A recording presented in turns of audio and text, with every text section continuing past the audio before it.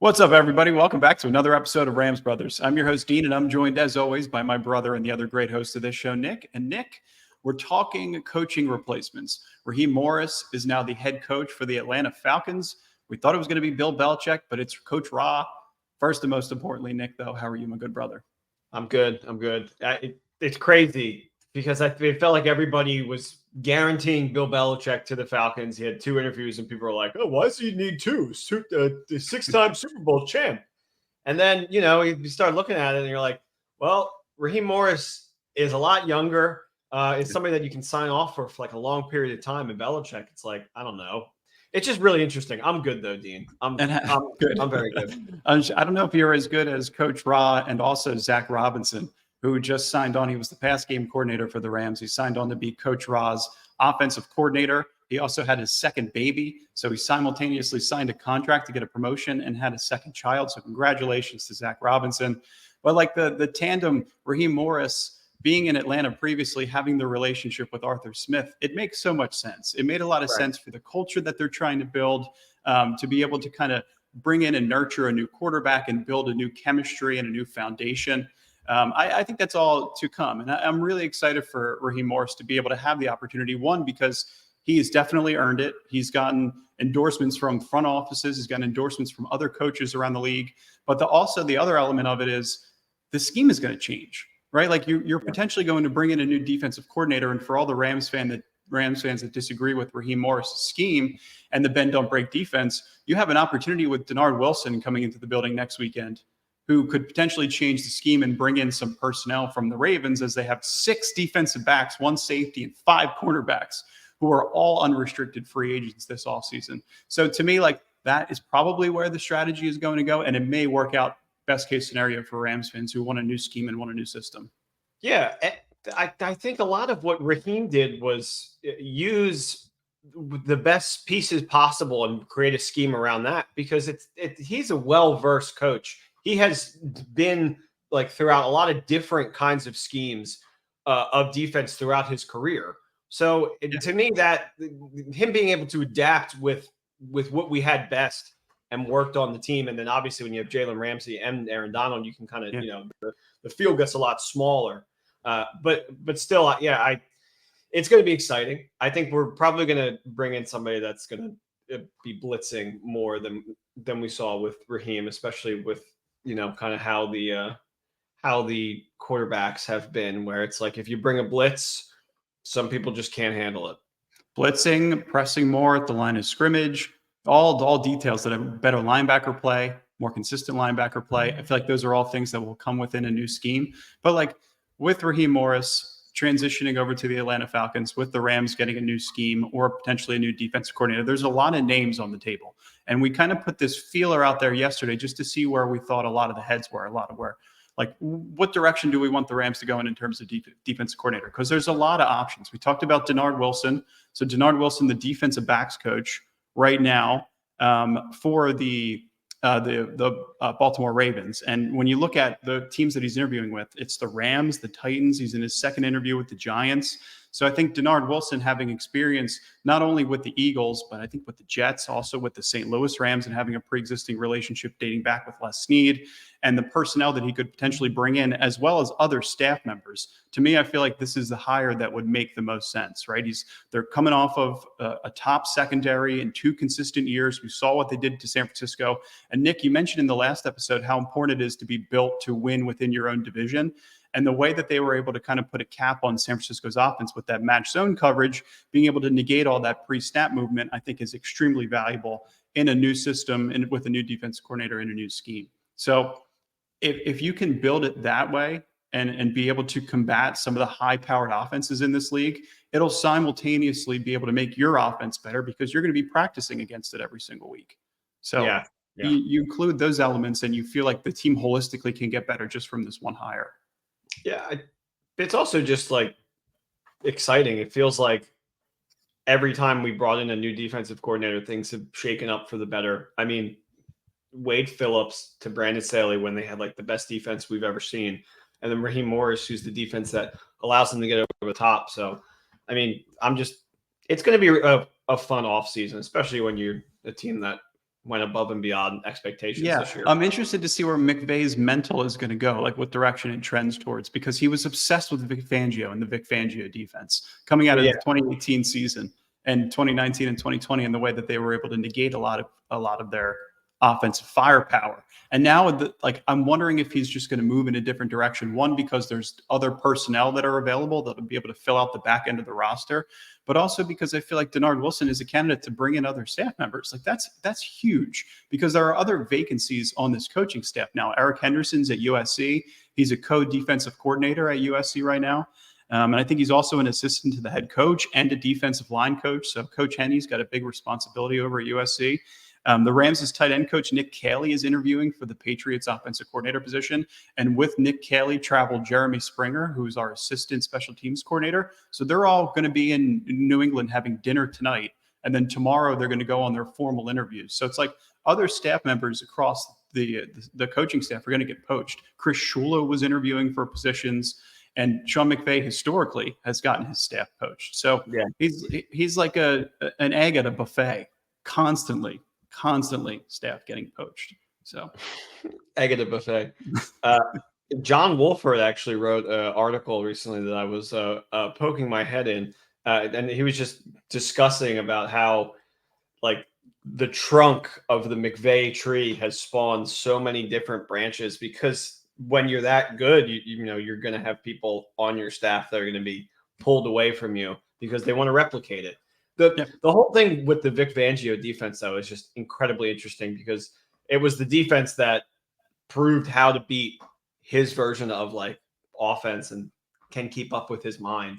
And then he like went after it and was like, okay, like join me, you know, together we can build it. He was never able to obtain that. And then he got a job immediately after mutually parting ways with the Dolphins, with the Eagles. And yeah, I feel like that would have been his top priority, right? Especially over Brandon Staley, who ran a variation and learned under Vic Fangio's scheme. Like Vic Fangio would have been the priority hire, I would have felt, for Sean McVay.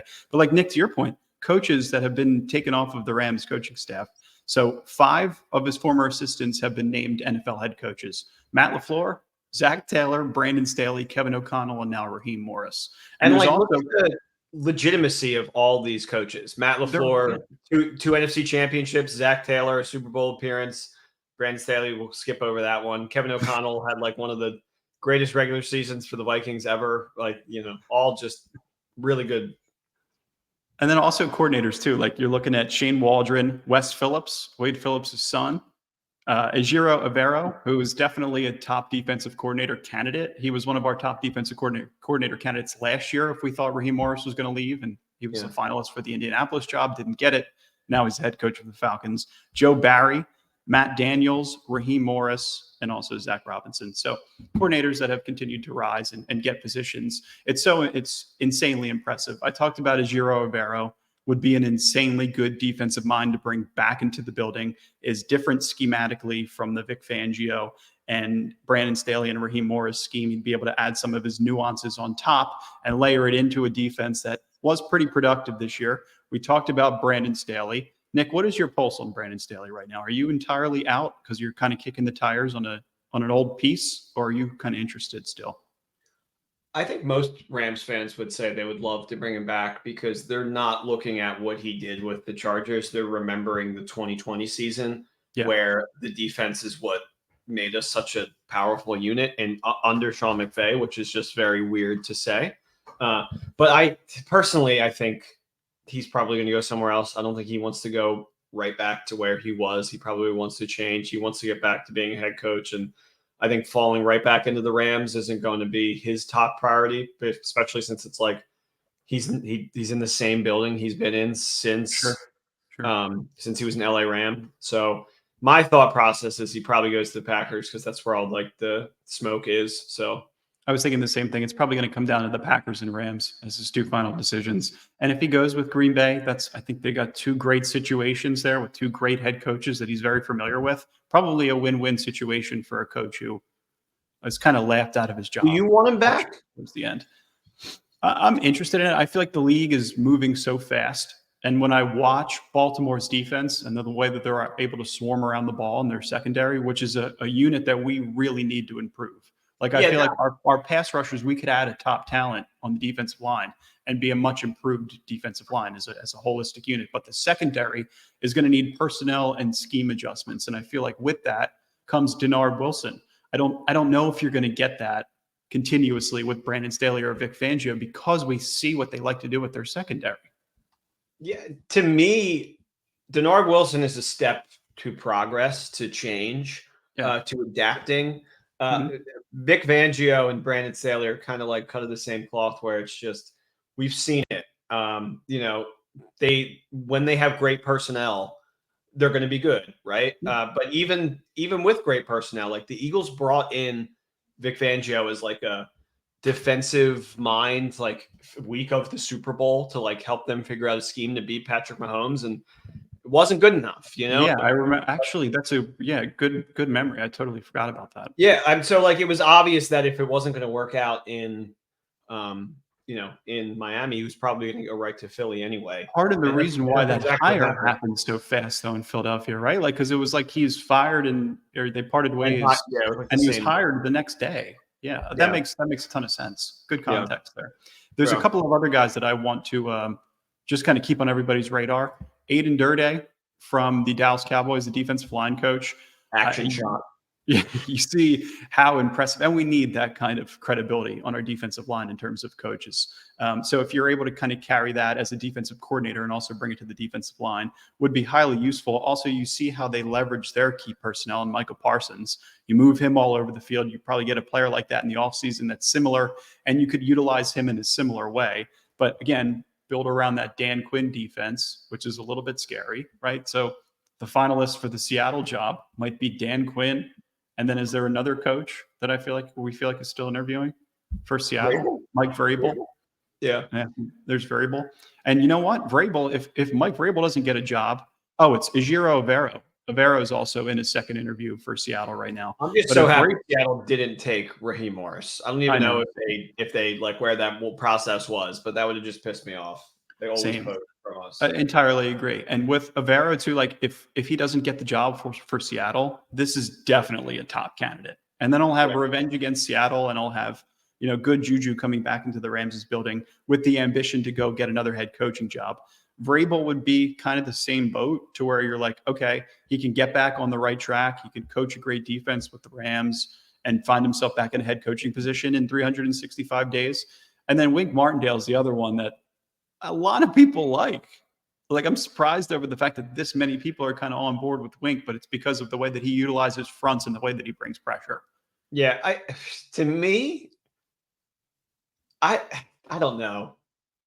The Rams, I hope I don't get flack for saying this, but the Rams have made me slightly ageist. I want to keep the candidates young and full of vigor, and I know that's not, that's not PC of me, but still, it's just like, it seems like in the building, it's like everybody that they have is so innovative. And when you're older, the cliche, it's like you can't teach an old dog new tricks. But that's not the case. I'm just saying, like, on paper, I would like it if the guy wasn't fully gray already.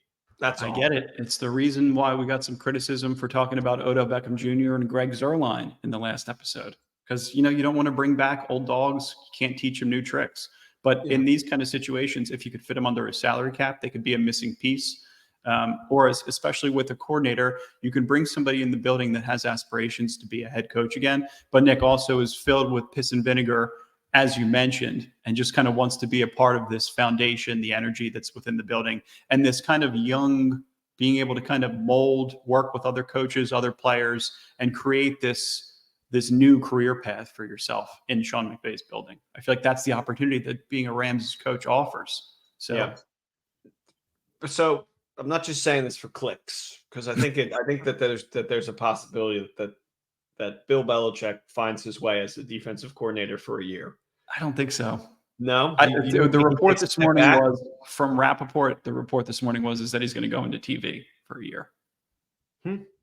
I mean, he's great. Whenever he does those Navy games, he's great. Like, I'll love to watch him on TV. I'll also probably tail every single bet that he's like, oh, I like this team more.